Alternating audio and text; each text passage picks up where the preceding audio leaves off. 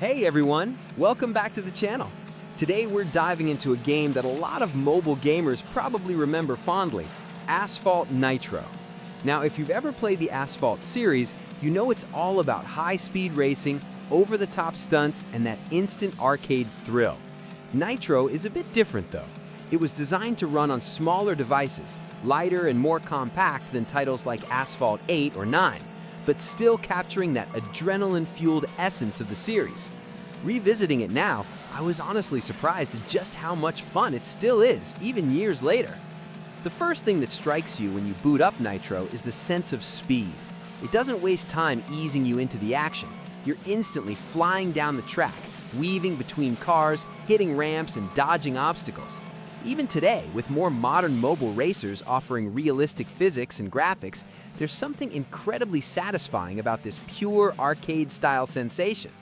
The tracks are designed to be fun, with loops, jumps, and sharp turns that feel chaotic in the best way. And one thing I love is how every race feels different depending on how you approach it. Shortcuts, ramps, and alternate paths reward experimentation and skill. Now let's talk about the controls. Asphalt Nitro had to work on smaller devices, and I think it nailed it. Steering is intuitive, whether you're using tilt controls or touch buttons. Acceleration, braking, and Nitro feel responsive, and the drift mechanic is surprisingly easy to get the hang of. I spent a lot of time just learning how to combine drifts with Nitro boosts to shave seconds off my best times, and that satisfaction of pulling off a clean corner while maintaining top speed is something I hadn't fully appreciated until this replay.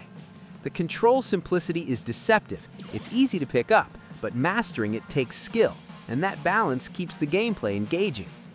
Speaking of Nitro, one of the things I love about this game is how it rewards timing and strategy. You can't just hold the boost button and expect to dominate. You have to decide when to use it for maximum effect.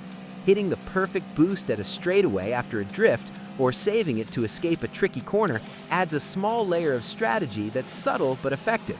And when you finally land a perfect Nitro combo that sends you past your opponents just before the finish line, it feels incredibly rewarding. That's the kind of moment that keeps you coming back for more. The variety of cars in Nitro is another highlight. Even though it's a lightweight mobile game, each vehicle feels distinct. Some are faster but fragile, others heavier but more stable in corners. I spent hours experimenting with different cars, testing how each one handled various tracks. It's simple compared to the extensive customization in modern Asphalt games, but that simplicity is part of the charm. You're encouraged to focus on skill and track knowledge rather than relying on upgrades to carry you through. From a modern perspective, the graphics hold up better than I expected. They're colorful, clean, and maintain a sense of speed without overloading the device. The environments are vibrant, with city streets, highways, and scenic routes that feel alive. While the detail isn't on par with modern high-end mobile racers, the clarity and smooth animations make it easy to follow the action, which is crucial for a fast-paced arcade game like this. The sense of motion never falters, and even after long sessions, the visuals keep you engaged rather than tiring your eyes. The soundtrack and sound design deserve a mention as well.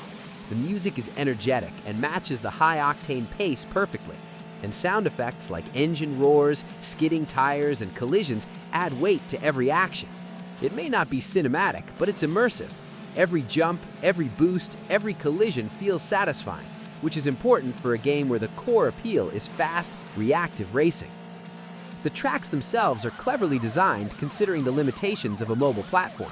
Nitro doesn't have hundreds of tracks, but each one is crafted with multiple paths, ramps, and shortcuts that encourage exploration and experimentation. I found myself replaying the same track multiple times just to discover the best route, the hidden jump, or the perfect drift to Nitro combination. Even though some tracks are familiar from earlier Asphalt games, Nitro's version feels more compact and frantic, which works well for quick, intense races. Now, one thing that caught my attention during this replay is the AI. It's not perfect, it can feel predictable at times, but it scales well.